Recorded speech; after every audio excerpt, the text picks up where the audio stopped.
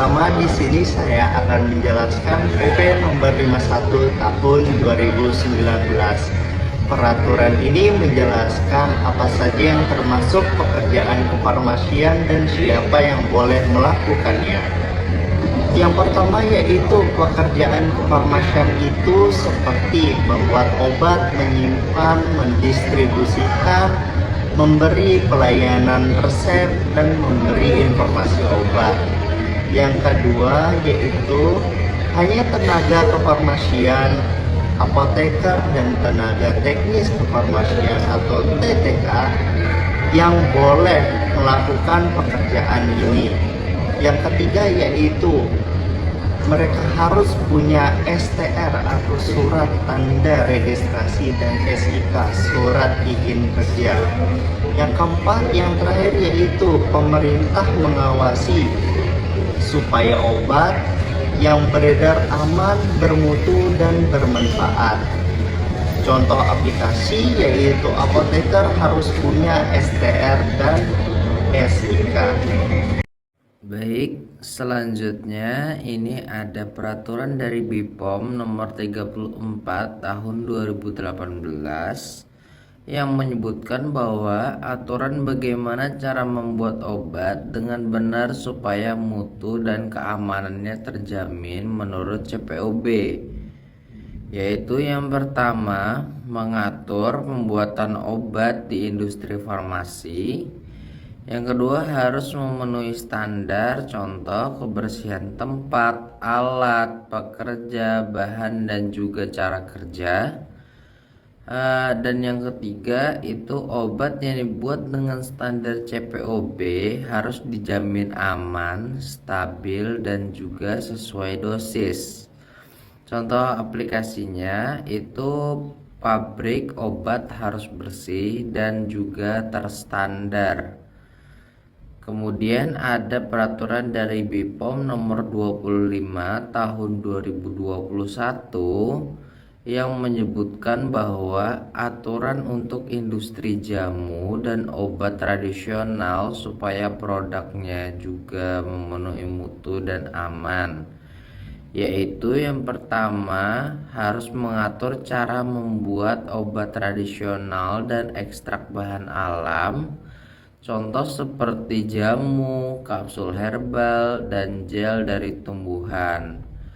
Yang kedua itu harus mengikuti prinsip kebersihan, keamanan bahan, alat yang steril, dan pengawasan mutu.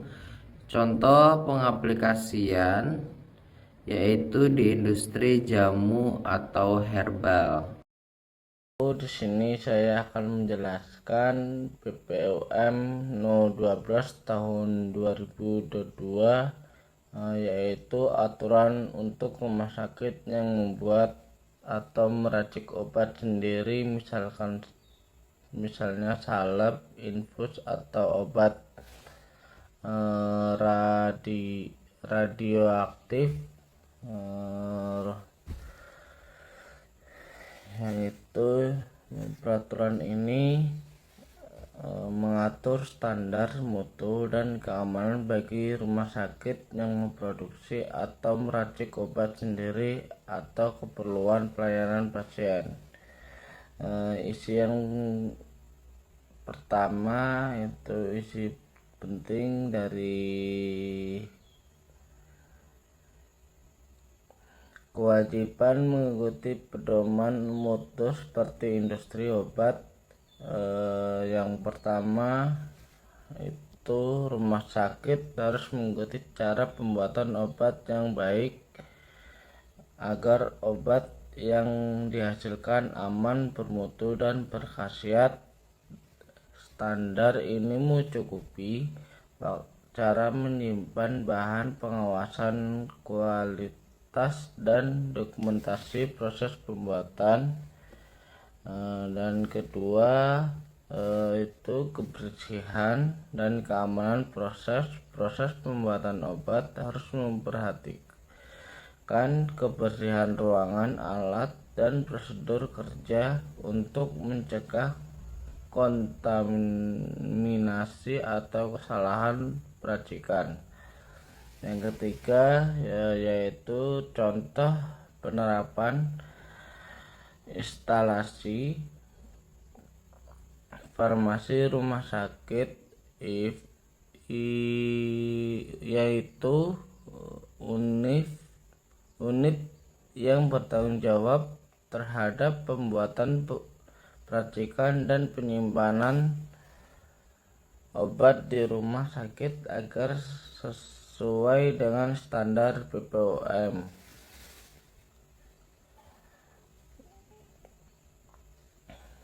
Dan di sini ada kesimpulannya.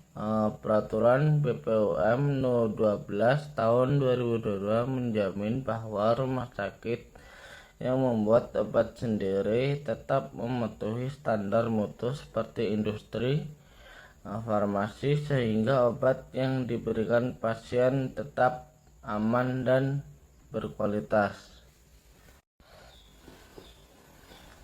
Dan di sini saya akan melanjutkan BPOM No 18 tahun 2022, yaitu aturan untuk pembuatan produk berbasis sel atau jaringan manusia, misalnya terapi sel, vaksin berbasis sel, atau jaringan untuk transplantasi.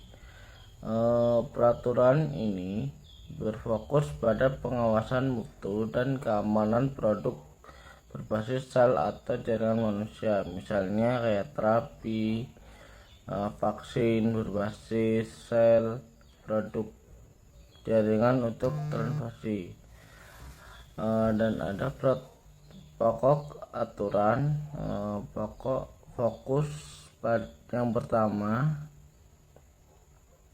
fokus pada keamanan dan mutu, karena bahan dasarnya berasal dari tubuh manusia, maka risiko penularan penyakit atau reaksi imun harus dikendalikan dengan ketat. Produk harus melalui pengujian yang ketat agar aman digunakan pada manusia. Yang kedua, tempat pembuatan khusus. Proses pembuatan tidak boleh dilakukan di sembarang tempat. Harus dilakukan fasilitas khusus dengan standar tinggi seperti laboratorium steril, peralatan bioteknologi canggih, dan pengawasan mutu yang ketat. Yang ketiga, contoh penerapan terapi sel seperti terapi sel pecah, stem cell terapi. Yang kedua, vaksin biologis, misalnya vaksin yang dikembangkan menggunakan kultur sel manusia atau hewan. Dan kesimpulan di sini,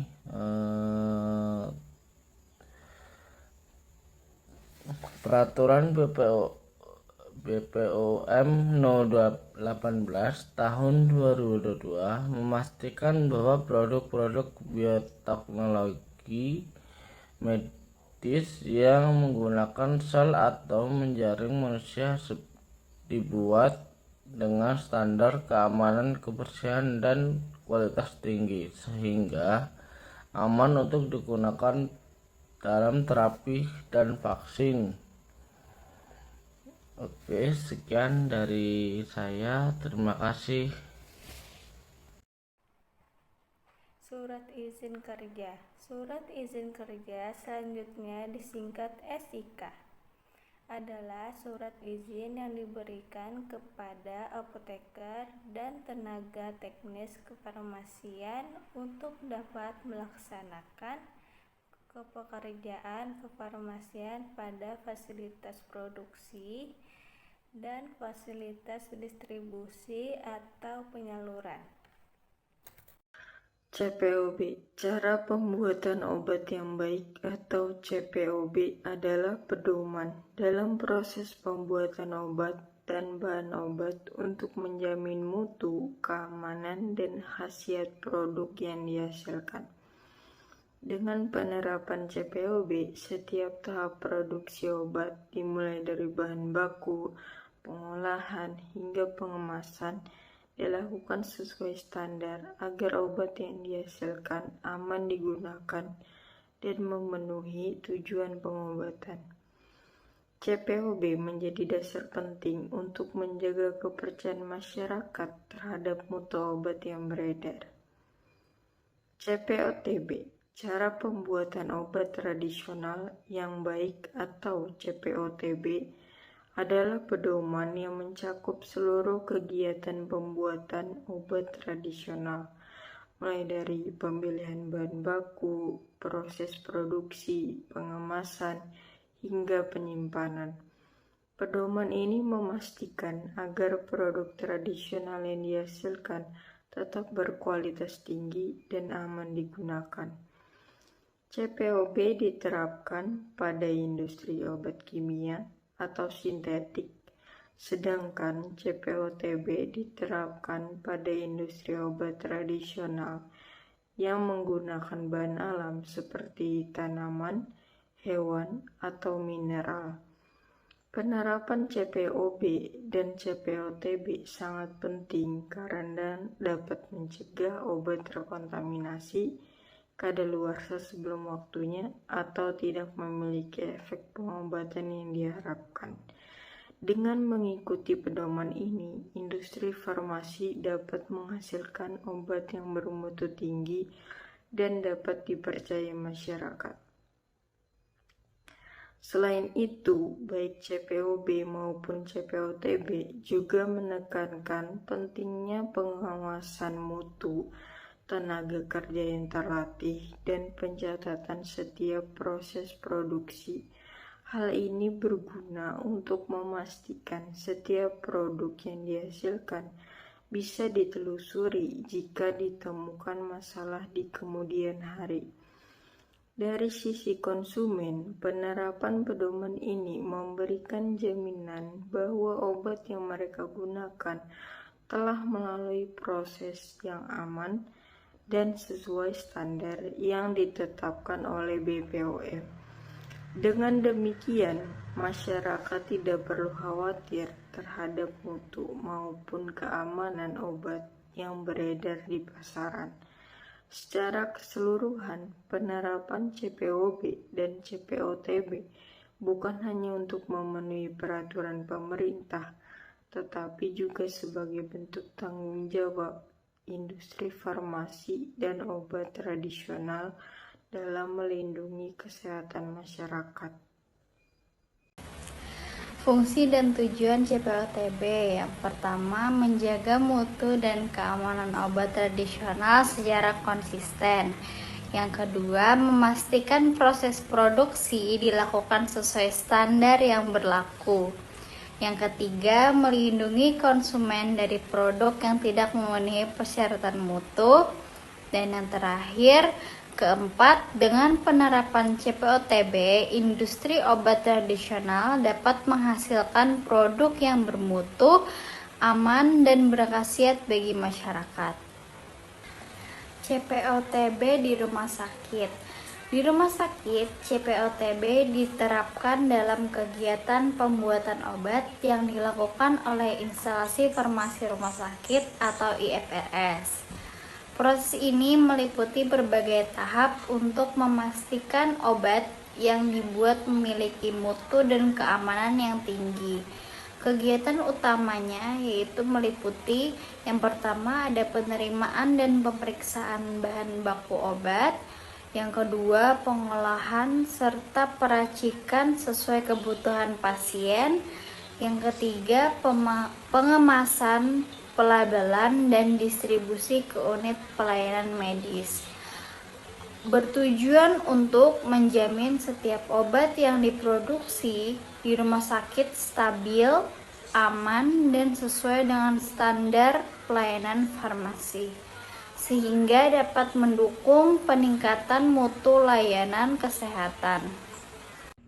Baik, di sini saya akan menjelaskan CPOB sel dan jaringan. Seiring dengan kemajuan teknologi biomedis, penerapan CPOB kini juga mencakup produk berbasis sel dan jaringan manusia, termasuk terapi gen, terapi sel, metabolit, derivative sel, dan produk rekayasa jaringan.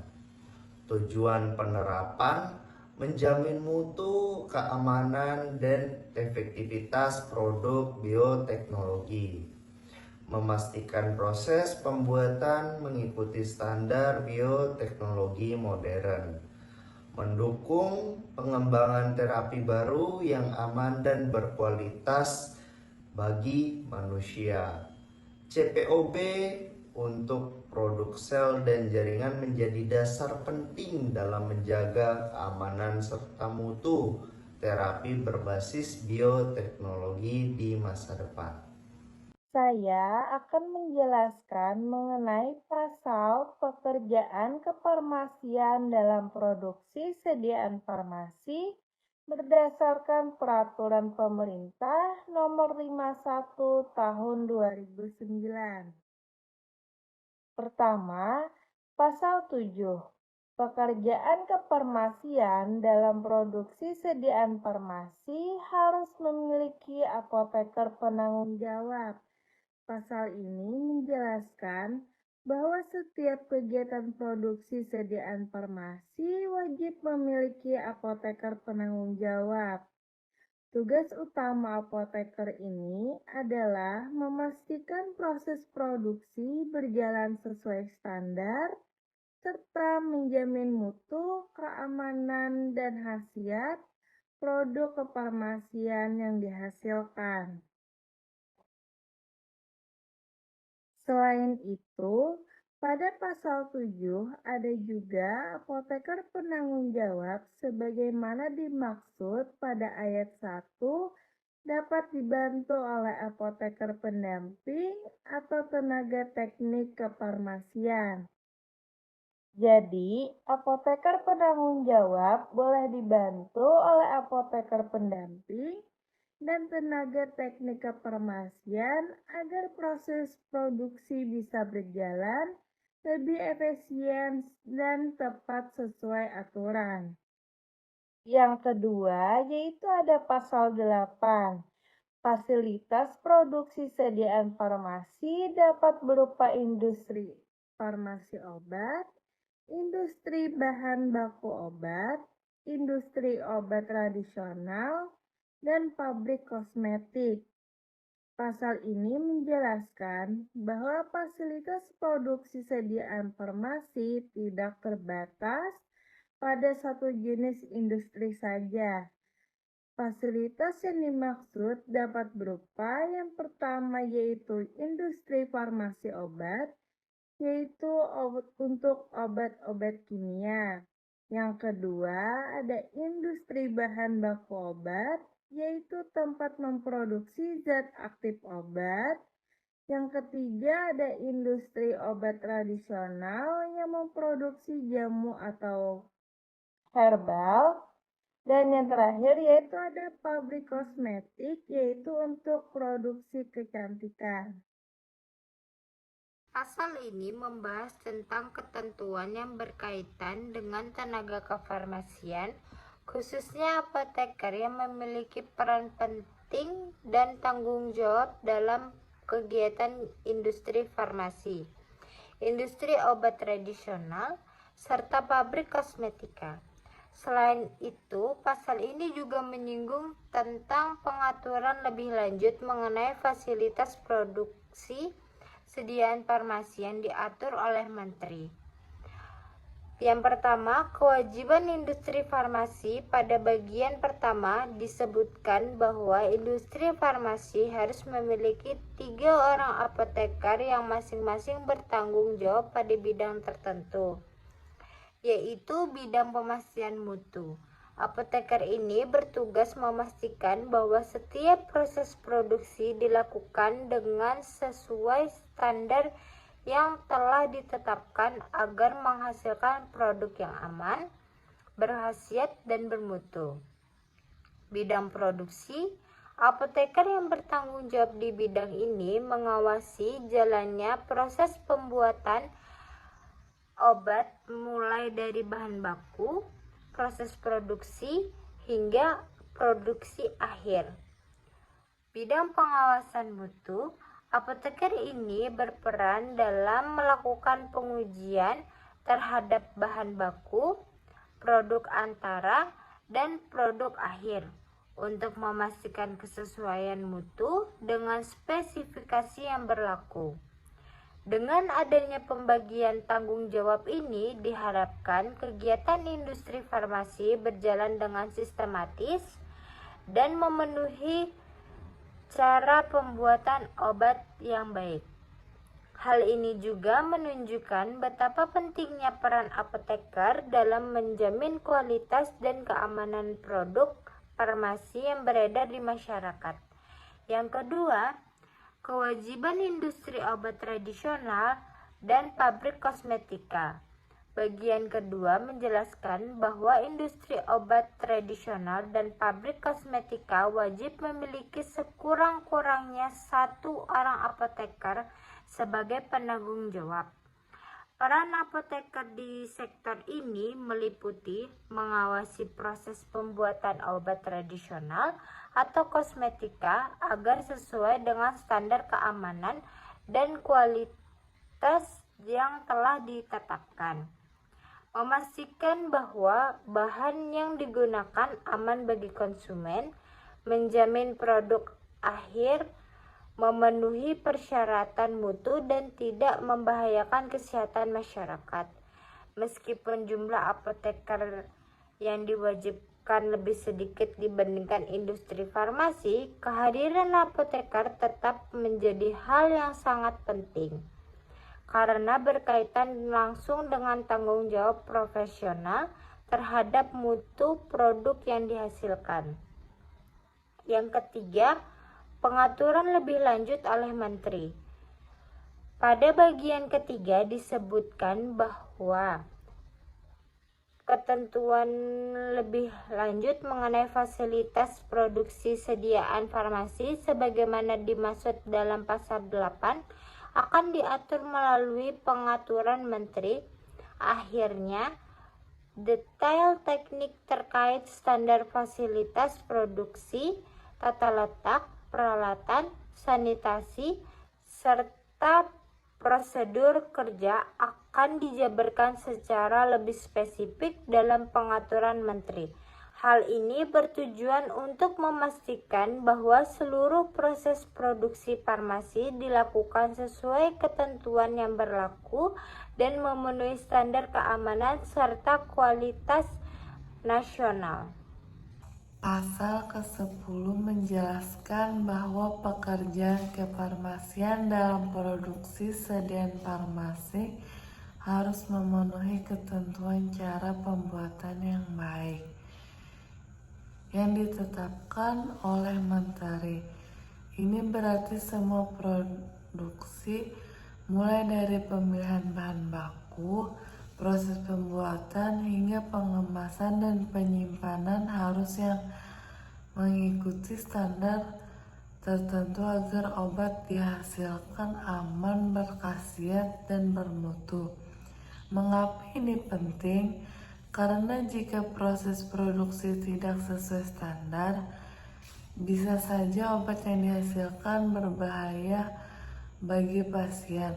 Maka dari itu, peran apoteker dan tenaga kefarmasian sangat penting untuk memastikan kualitas dan keamanan produksi.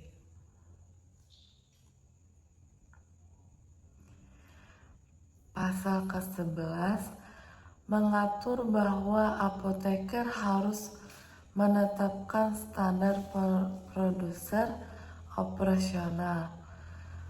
SPO adalah pedoman tertulis yang menjelaskan langkah-langkah kerja secara sistematis.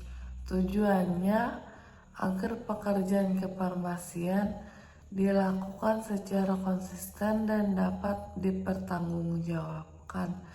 SPO ini tidak boleh statis artinya harus diperbarui seiring dengan perkembangannya pengetahuan dan teknologi, khususnya di bidang kefarmasian.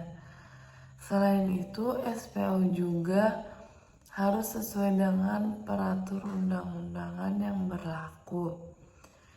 Dengan adanya SPO, semua proses kerja baik produksi, distribusi maupun pelayanan menjadi lebih efisien, aman, dan sesuai hukum. Ini sangat penting untuk menjaga mutu pelayanan kefarmasian secara menyeluruh.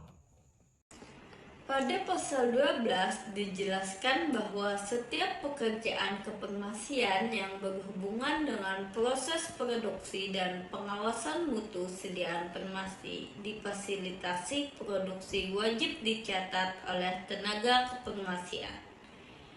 Pencatatan ini tidak dilakukan sembarangan, tetapi harus sesuai dengan tugas dan fungsi masing-masing tenaga kefarmasian.